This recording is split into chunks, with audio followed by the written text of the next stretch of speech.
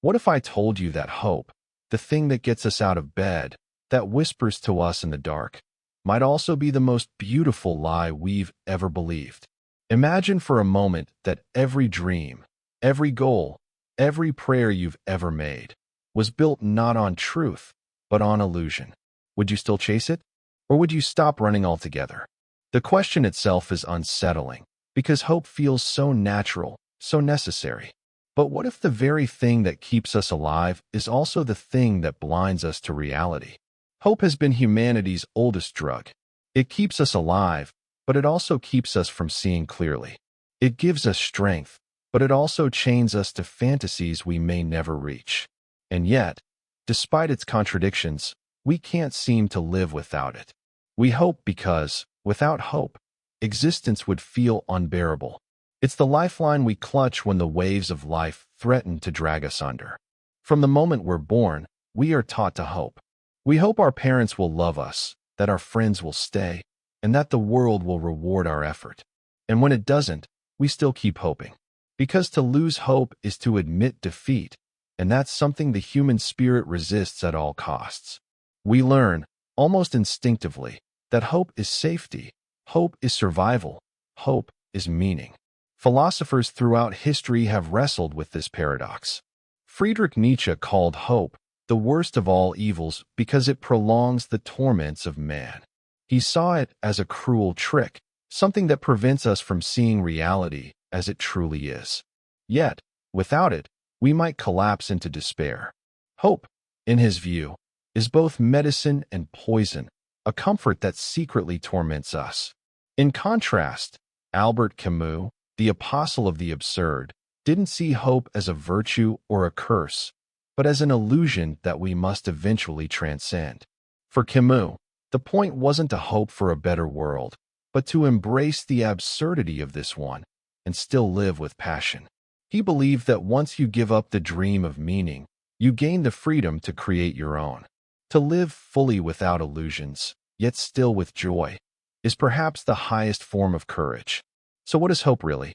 A lifeline or a lie? Maybe both. Because hope is not just an emotion, it's a survival mechanism. It's the mind's way of saying, keep going.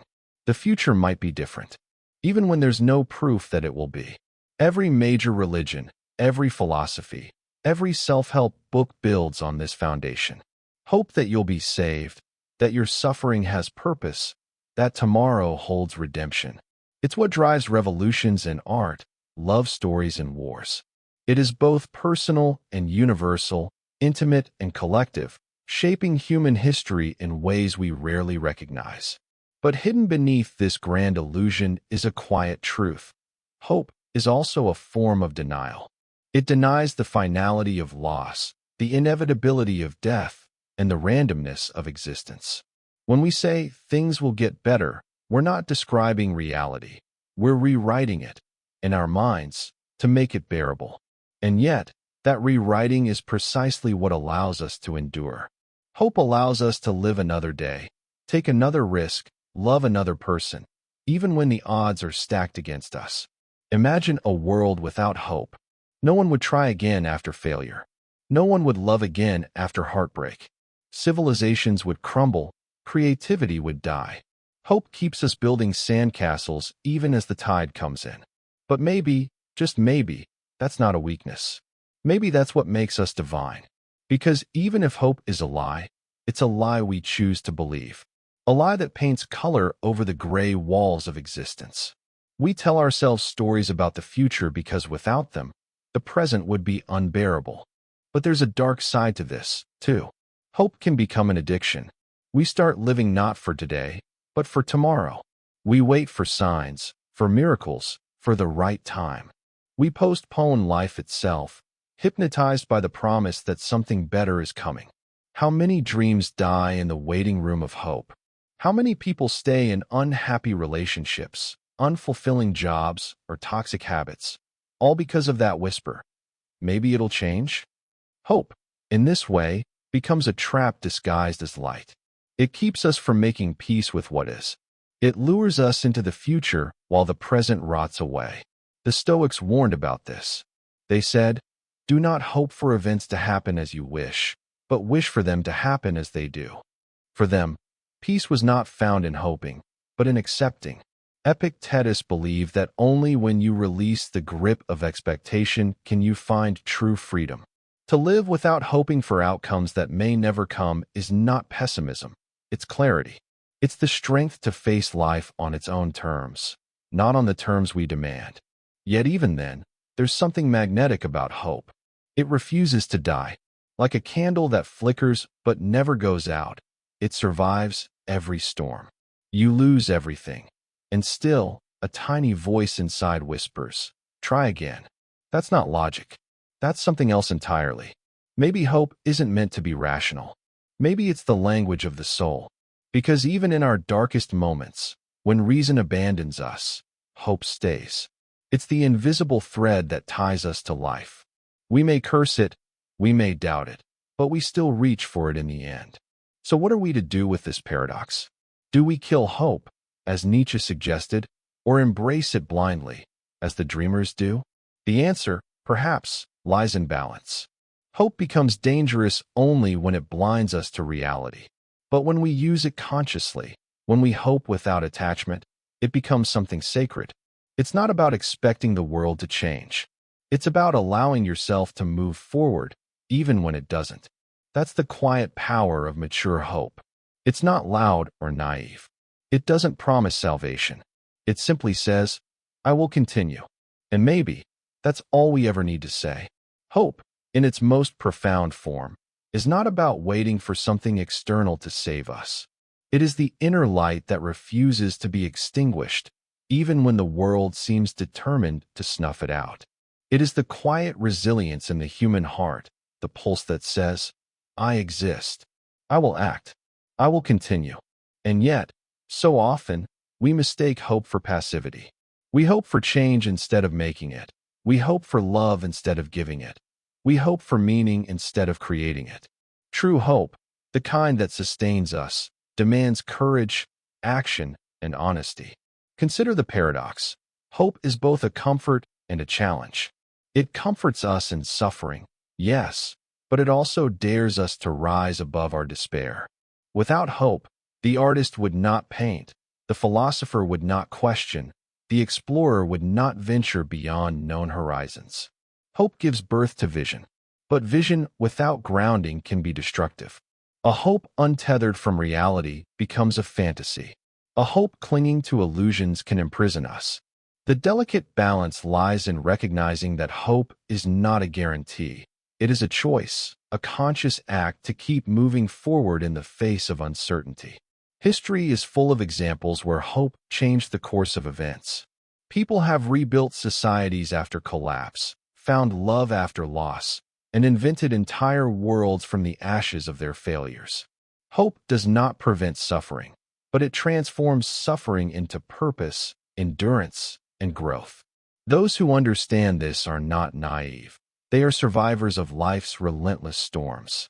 They have learned that hope is not a shield from pain, but a compass to navigate it. Yet, modern life complicates this ancient philosophy. We are bombarded with stories of success, promises of fulfillment, and images of perfection. We are taught to hope endlessly, to expect miracles, to imagine a future where everything aligns perfectly. And when reality inevitably fails to meet these expectations, despair often follows. This is the dangerous face of hope, the version that deceives rather than sustains. To survive, we must distinguish between hope as an active force and hope as a passive wish. Active hope is the fuel for our own efforts. Passive hope is the trap that keeps us waiting. So, how can we cultivate hope without being deceived by it? First, we acknowledge reality as it is, without embellishment. We accept loss, failure, and impermanence as fundamental aspects of life. This does not mean giving up, it means seeing clearly.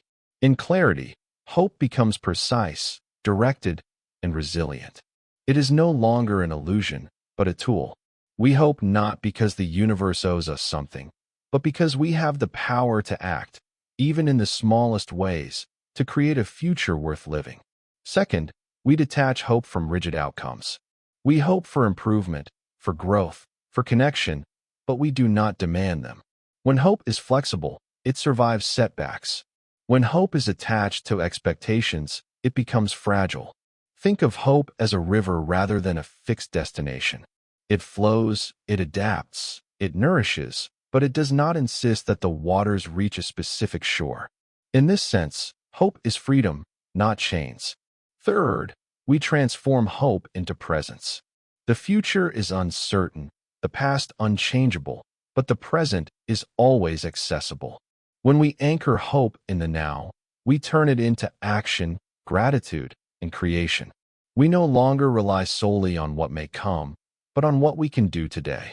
A single act of courage, compassion, or creativity can be more powerful than years of passive hoping.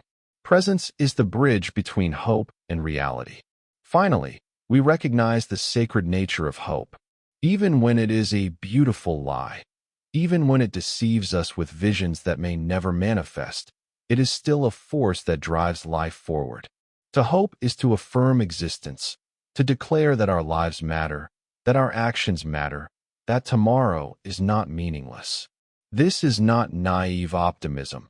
It is a conscious embrace of life's mystery, a defiance of despair, and a celebration of the human spirit. In the end, hope is neither entirely true nor entirely false.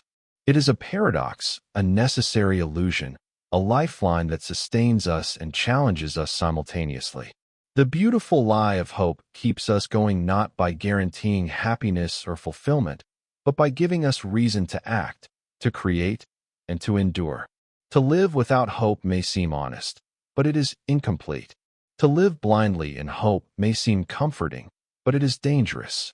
To live wisely with hope is to walk the fine line between illusion and truth, courage and realism, suffering and joy.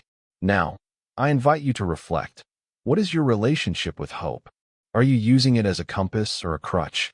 Are you waiting for the world to change, or are you creating the change yourself? Share your thoughts in the comments, because your perspective might inspire someone else to see hope differently. Remember this: hope is not a promise, but a choice. It is the quiet voice that whispers, "Continue, even when it is hard. Continue, even when the world resists you.